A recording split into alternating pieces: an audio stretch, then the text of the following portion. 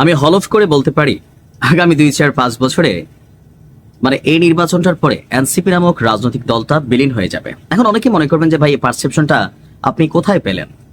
দেখেন, জুলাই অভ্যুত্থানকে কেন্দ্র করে যে রাজনৈতিক শক্তির উদ্ভব ঘটেছে বা উদ্ভব হয়েছে, জনমানুষের একটা আকাঙ্ক্ষা ছিল নতুন কিছু পরিবর্তন আপনার এই দলটার কাছ থেকে মানুষ পাবে। এমনকি তারা রাজনীতিটা করবে ক্ষমতায় যাওয়ার জন্য না, শুধুমাত্র তারা রাজনীতিটা করবে জনগণের জন্য, মানুষের জন্য। সো ক্ষমতায় যাওয়ার যে রাজনীতি সেটা হচ্ছে যে জোট বাইধা। আর যখন আপনি এককভাবে একটা রাজনৈতিক দল পরিচালনা করবেন, আপনার মনে যখন সাহস থাকবে যে মানুষ আমাকে ভোট দিবে, তাহলে আপনি কিন্তু একক দলটাই পরিচালনা করবেন। আপনি লাইক দ্যাট ধরতে পারেন বিএনপি, আওয়ামী লীগ, অন্যান্য দলগুলা তারা যেভাবে রাজনীতি করে শরিক হিসাবে ছোটখাটো কিছু দলকে তারা কানেক্টেড রাখে। গতকালকে থেকে আলোচনার মধ্যে আসছে যে গেল 24শে ডিসেম্বর এনসিপির ঊর্ধ্বতন যারা নেতৃস্থানীয় ব্যক্তিরা আছেন, জামাতের ঊর্ধ্বতন যারা নেতৃস্থানীয় ব্যক্তিরা আছেন, তাদের মধ্যে একটা জোট গঠন হয়েছে। আর সেই জোটের মধ্যে কি হয়েছে? 30টি আসন এনসিপিকে দিয়েছে জামাত। শুধুমাত্র তাই না, এই 30টা আসনের জন্য প্রতি আসনে গড়ে 1.5 কোটি টাকা খরচ করবে, এমন বক্তব্য কিন্তু সোশ্যাল মিডিয়াতে আসছে। এমনকি এনসিপির সাবেক একজন নেতা, বৈষম্যবিরোধী ছাত্র আন্দোলনের আব্দুল কাদের, নানান তথ্য তিনি প্রকাশ করেছেন। এছাড়াও বিভিন্ন গণমাধ্যমে কিছু তথ্য এসেছে। এখন প্রশ্ন হচ্ছে, এনসিপি কেন দিন শেষে জামাতের গর্ভে বিলীন হলো? আমি বিলীন হলো এই কারণে বলছি যে ছোট দল বড় দলগুলাকে মানে কি বলে যে পরজীবীর মতন ধরে রাখতে হয়। কেন ধরে রাখতে হয়? বিলীন হবার আশায়। তাহলে এনসিপি কি বিলীন হবার আশা করছে? আমরা এনসিপিকে দেখতে চেয়েছি একক একটা রাজনৈতিক দল হিসাবে, কিন্তু দিন শেষে তারা বিএনপির সাথে ঢুকার জন্য বহুত চেষ্টা করছে, কিন্তু বিএনপি সাইড দেয় না। এটা হচ্ছে বাস্তবতা।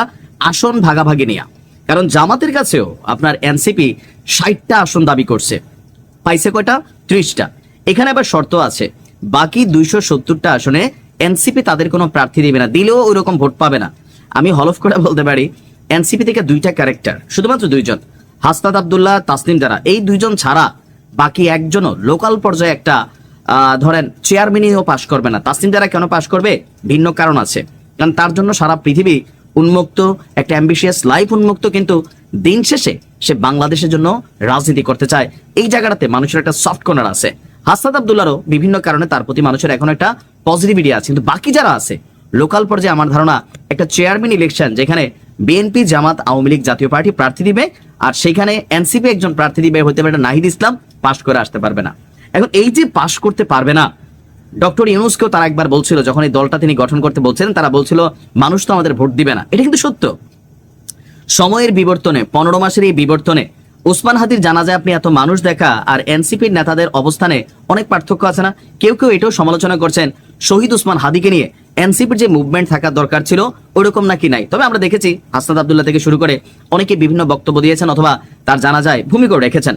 সেগুলো হচ্ছে পার্ট 2। পার্ট 1 হচ্ছে যে এনসিপি স্বতন্ত্রভাবে ইলেকশন করলে আসলে আসন পাবে না, যার কারণে তাদের দরকার হচ্ছে ক্ষমতায় যাইতে হলে, এমপি হইতে হলে তাদের দরকার হচ্ছে কি কোনো একটা দলের সাথে লেয়াজু করা, যেখানে তারা তাদের প্রভাব প্রতিপত্তি বিস্তার করতে পারবে। আর এইটা সার্বিক চিন্তা ভাবনা করে তারা কিন্তু জামাতকেই বাইছা নিছে, বা জামাতও কেউ তো বলেনি জামাতের বি টিম হচ্ছে এনসিপি। দিন শেষে কিন্তু এটাই প্রমাণিত যে জামাতের বি টিম হিসাবে এতদিন মাঝপথে বা রাজপথে কাজ করে গেছে এনসিপি, যেটা ফাইনালি জামাতের সাথে কানেক্টেড হয়েছে। এখন এই টোটাল ইস্যুতে জামাত সুবিধা পাইলেও এনসিপি কিন্তু বৃহত্তর স্বার্থে বা বৃহত্তর পরিকল্পনায় এনসিপি কিন্তু রাজনীতিতে পিছাই গেল। কেন পিছাই গেল? জামাতের অন্যান্য দলের সাথে জোটে থাকা, জাতীয় পার্টির অন্যান্য দলের সাথে জোটে থাকা আর এনসিপির জোটে থাকা পার্থক্য আছে। আপনি দেখেন গণ অধিকার পরিষদ যেই লেভেলে বিট করার কথা ছিল, 2টা আসন বিএনপি থেকে পাইছে শেষ। তাহলে এনসিপির এই যে যারা মনোনয়ন বিক্রি করলো সারা বাংলাদেশে, তো এই মনোনয়নের টাকাগুলা যে আসন থেকে গেল, সেই আসনগুলোতে কি হবে এখন তারা যদি জামাতের সাথে এভাবে মিলা যায়? গণ অধিকার পরিষদ নুরুও তারাও কিন্তু সারা বাংলাদেশে তাদের মনোনয়ন ফর্ম বিক্রি করছে 10,000, 15,000, 20,000 করে, কোটি কোটি টাকা তারা তুলছে। এই টাকাগুলা তারা কি সেই প্রার্থীদেরকে ফেরত দিবে? এখানে অনেক প্রশ্ন। দেখেন, দিন শেষে all about money and power. দিন শেষে সবাই ক্ষমতায় যাইতে চায়। রাজনীতিটা হয়ে গেছে জনগণের জন্য না, ক্ষমতার জন্য। সেবা কর্ম যদি ক্ষমতায় যায়, নালে না। তবে এনসিপির এই সিদ্ধান্তটা এই মুহূর্তে আমার কাছে মনে হয় স্বল্প পরিসরে প্রফিটেবল হলেও বৃহত্তর পরিসরে মানুষের কাছে ওজন হারাই ফেলবে। কারণ মানুষ এনসিপির মধ্যে বিকল্প দেখতে চাইছে। গতানুগতিক ধারার রাজনৈতিক দলগুলোর বাহিরে তারা কিন্তু অন্য কিছু চাইছে। জামাত তো দেশে ছিলই, তো জামাতের সাথে সাথে জোট বাঁধা লাগে, জামাতের ডাইরেক্ট ভোট দেবে, এনসিপিকে ভোট দেবে। তারা বলতেছে শাপলা কলি নিয়ে তারা দাঁড়াবে। তো শাপলা কলি নিয়ে যদি দাঁড়ায়, দিন শেষে শাপলা কলিরে ডুবাই নিয়ে আসবে তারা পানির মধ্যে।